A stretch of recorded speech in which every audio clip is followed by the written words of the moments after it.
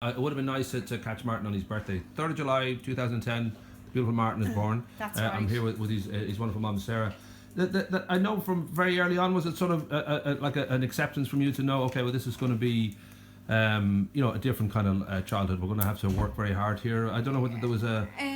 Well, to be honest, from the get-go, from the beginning, it kind of came as a shock, Right. Martin's whole medical situation and how he was. So, and we didn't really know with Martin, his prognosis was not very good. Right. So he wasn't given very long to live. So that was kind of what we were dealing with really at the beginning. Hours, days, weeks, then months. So we were 5 months in hospital before we actually got him home. Right. And then back home here to Newcastle. We had support at night time, but not ideal looking back. It was carers and they can't Right. really do a whole lot. So Of course. pretty much round the clock care, and then he was a week later back into hospital. This kind of continued on. He'd surgery maybe 2 weeks later. That would have brought us up to November 2010, and then we in and out of hospital again for December 2010. Christmas wasn't great at all. January. Pretty much his first year of his life in Crumlin more than Right. Yeah. Well, I know this was a big kind of decision. From your point of view of just deciding, well, his life should be here at the home with his brother, with his family, with his mom, with his dad, and that must have been quite a I don't know if it was a revelation to think, okay, well, actually, we're going to do this. We're not going to rely on hospitals. We're going to have him with us here because it's a 24-hour a day. Yeah, well, we've had his bedroom extended there 2 years ago for the simple reason there's so much stuff that comes with Martin, the equipment Right. and whatever, his bed, he's on oxygen, feeding machines, suction machines. So we needed the extra space, and then eventually 2 years on we got a good setup at night time that we have a nurse that would come in, or there's a group of nurses that come in at 11 o'clock at night, with one nurse depending, at night, and we get a chance to sleep. So when we have them at night and you can sleep, then once you get your sleep you're well able for the day. Yeah. They're saying that I'm up since 2 o'clock this morning, so I'm probably a bit hairy on this chat then, and I have to keep going for the next 36 hours. We've no nurse tonight and again today or right, tomorrow. So that's the nature of having Martin at home. They're saying that if he's in the hospital, I'm still with him there as well, because he's 24-hour care and the nurse Right. can't be by his side, so I'd be up. So regardless of this, you're pretty much on the go the whole time. But at home, it is, for him and for us, it's way more pleasant. Sweetheart, don't do that, please. Yeah, all right, Patrick. Did you hurt yourself? The ball went bouncing off the wall and bounced off his head and then went bouncing over here. Do you want to show Andrew your ball? Bring it out, Angela. Go on. Yeah, but I know it was in 2014 that family and friends fundraised to for I think they were helping in regard to getting the extension and knowing that you needed That's right. a lot more. My dad was fantastic. He did a poker tournament, and Marty's family did a golf classic. Without the fundraising, it's just like I listened to Mum there this morning, Tipperary, and they're struggling to with their car, and it's what you're up against the whole time. Yeah. So not only are you just dealing with the 24-hour care of your child and the in and out of hospital and their health deteriorating and up and down constant, then you've got this whole other side of your life, like fundraising for, everything that you look at for a child with special needs. It's double the price of what anything else.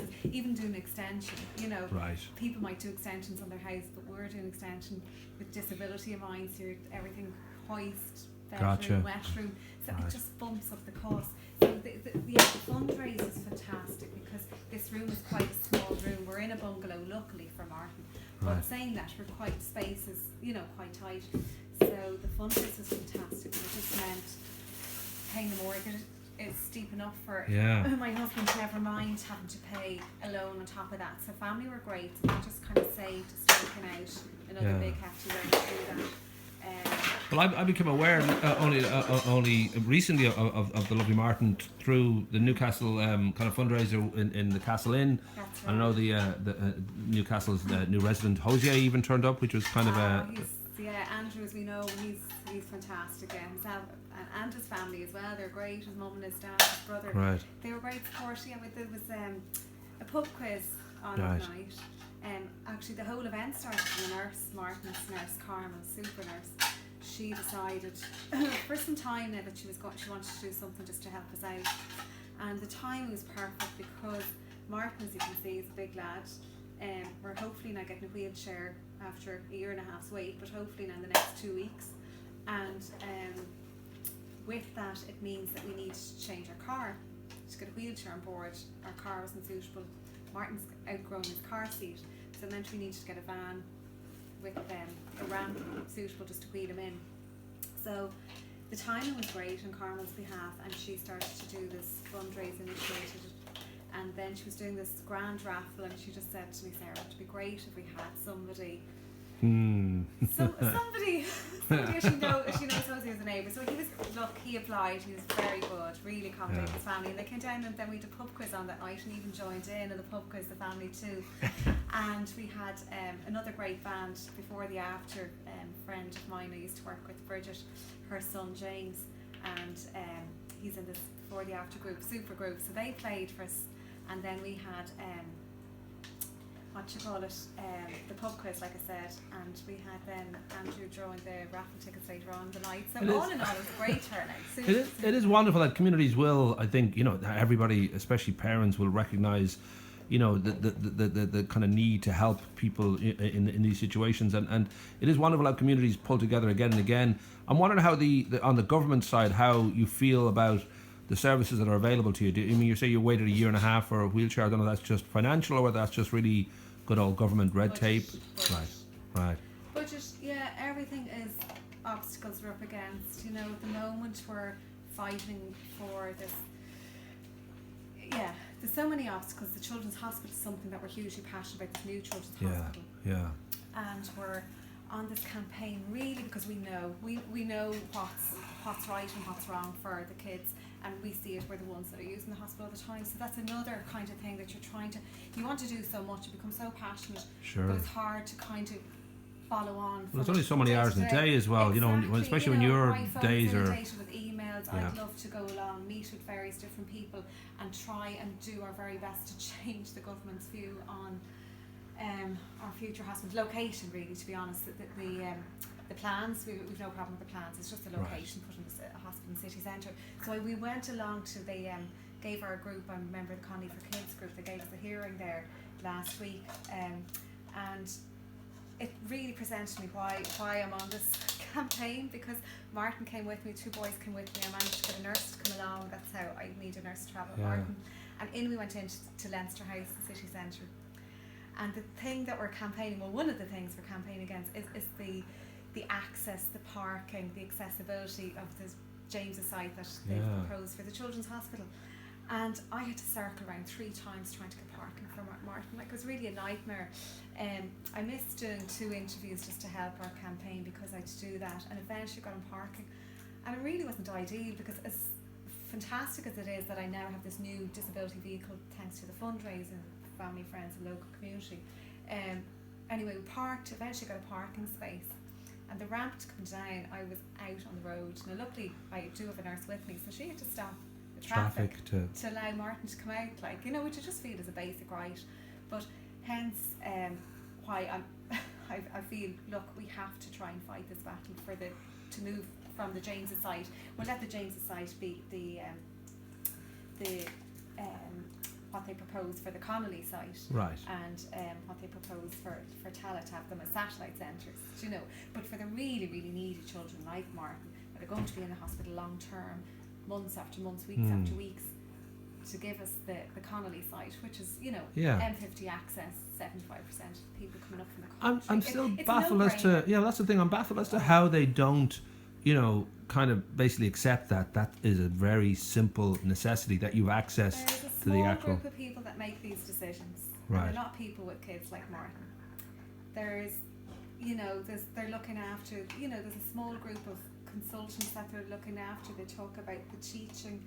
All these people are well-able people that can move, that can get on public transport, that can use the Lewis. They propose that we should use the Lewis, to access the hospital? That makes God's sense, yeah, name, yeah, like, it which, is. you know, could you go in the Lewis Martin and all the equipment and everything? You see the size of the van I have outside. But it's to also lift the it up. emergencies that you know, often the idea of any kind of access during an emergency, and you know, it's not like we can choose when these things happen. It's not like, well, they'll always be in the middle of the night when there's no traffic, we'll be fine. Oh, I'll try and close my ears now. That could be very important. I can't hear. What's wrong with my ears? A bit like. Say what? I think it's just like a generic whisper now. I don't think it's actually got anything to say. You should be used to this. So do you think that, I don't know, I haven't been following it entirely, and I know the arguments are very, very strongly against it being, you know, James's. Do you think, you know, that sense will prevail? Do you have hope that it will be seen? We have to hope. Right. We have to hope, because the minute we stop, we lose hope. It means we're giving up. Do you know? Yeah. And we won't give up for our kids. Right. You know. Right. And I feel what I would love actually is for not just people like us, for all the families, all the parents out there to get on board. Right. Do you know? Because it's just, unfortunately, as we've said, and I've said time and time again, it's the Irish attitude. Somebody else will do it. Or Yeah. I'm too busy, whatever. Sure. But really, this will affect Yeah. able-bodied kids like him, and his Yeah. future, the future of the future Sure. kids, do you know, that aren't even here. So There's we also really, a generation of collectivism where people feel if they hit just a like on something, they've done their bit. You know, there is this need to really get involved and you know, to sort of have your voice, kind of sign a petition, get into that side of it that we're actually. Well, what I see is, like, especially living here, you know, we're just a little bit outside the Dublin area, and there is definitely in the last few years a sense of community, a sense of, you know, community spirit and that kind of thing. Yeah. And maybe, you know, if we can just radiate the message out, you know, that communities get on board, that everybody just does a little bit rather than hitting just the like button. And what should people, I mean, do? I mean, is it best to, you know, go through petitions? Is it best to lobby the local The first thing they councillors can really and do is, TDs? I suppose, to bring themselves up to speed on this, is go on our site, Connolly for Kids site. Right. Yeah. The New Children's Hospital site, just so they're aware. Now, there's a lot of reading on the New Children's Hospital site, but if they just give themselves a bit of background, we can tell them so much, we can tell them pretty much everything, but just so that they prepare themselves in the background and then come and talk to people like us. But yes, this is the route we've been told. Like, we met with the group there last week. We got a hearing with the health committee on for the Connolly for Kids group, but the health committee actually don't have the powers, so it kind of makes you wonder, why are we there? What can they do? But what they can do is they can portray our message to the government. Okay. So it basically boils down to something as big as this, because something as big as this is going to affect everyone, and it's the biggest thing that will ever be done in the history of government. Building the Children's Hospital, which isn't going to last for the next 5-10 years. This is going to last for over 100 years. You're right. And the attitude of just let's build the thing is the old Irish attitude of let's do it, someone else do it, it's going to be done. Yeah. Look, if we all take that attitude and, sure, what's the point in voting? We all have a voice. Collectively, we can make a difference, and that's what we've got to believe. So let's build the thing. Well, let's build the thing. If they just go ahead and let's build it, they don't even know or foresee all the obstacles they're going to hit. Right. Along the way with the Connolly site, it's an old site, it's a heritage site as well. So you're going to have all those various groups once they see things being knocked down or moved. But yeah, look, it's the Minister for Health, it's the Taoiseach. They're the ones that have the power at the end of the day. We can just bring it to, but look, people on a local basis can bring it to their TDs. So that's what you can do. You know, on a local basis, you can go on the Connolly for Kids group site, read up on it, talk to ourselves, go to your local TDs, your local councillors, and get them all on board. Get emailing. There's petitions as well that can be signed still. Those signatures still matter. And hopefully, like, we're trying to get a little bit more media awareness. You know, something like this really needs to hit the news. Right. It needs to hit the papers hard and fast and on a regular basis. But And I would have thought, like, for someone like Simon Harris, just the recognition of the logistics, it just seems to scream that this is not the right place for this. And also, even if you're being cynical, the popular vote would be to amend this stupid decision, to go with what not only makes sense, but people want. You know, obviously there's times you know you're going against the public vote and you believe it to be the better deal or whatever it might be. But this seems to be, on both cases, both the logistics and the popular, kind of vote on it, is that this is not, the right decision. This has to be, swapped. Connolly, should swap with James's, and so it baffles me that there isn't, movement on it, that there isn't that sort of recognition. It is baffling, do you know? And if you were to listen back to the oral hearing last week at Leinster House, and I'd ask people to listen back to it, because when you hear what we're campaigning against, and you hear all the obstacles, after hearing something like that, it's beyond belief how it's still going to go ahead. Right. Do you know, it hits so many obstacles, and then, like, I chatted with the CEO of the New Children's Hospital. She did meet with at the Jack and Jill Summer Day there back in August. Now, we couldn't go to the event, but her meeting with us isn't going to change things, because it's not her job to pull out. She's been employed at the New Children's Hospital, and her group of people, that's what they've been employed to do. So it's kind of false hope for us to meet and talk discussions, and they have answers for everything, let's say. Sure. But they're employed, this is what they're employed to do. So they're not going to go against what they've got the job. Well, it's a job of spin, no matter what they're faced with, they have to make it sound. I guess we're just back to the government and their powers, and if collectively we can get the country behind us on this, knowing that it's the wrong thing. I mean, for Children's Hospital to be built, to me, because they talk about adult co-location, and then they're already jumping in there talking about adult co-location. So we're like, hang on a sec, whoa, bring it back to the children. You're already talking about adults. Yeah. A lot of the real fragile children, babies, that's what we should be looking after. So, in this day and age, building a children's hospital, in my eyes, and my experience in being a mother, we start from the word go. So starting from the word go, starting from the time they're born. So starting with maternity hospital. Sure.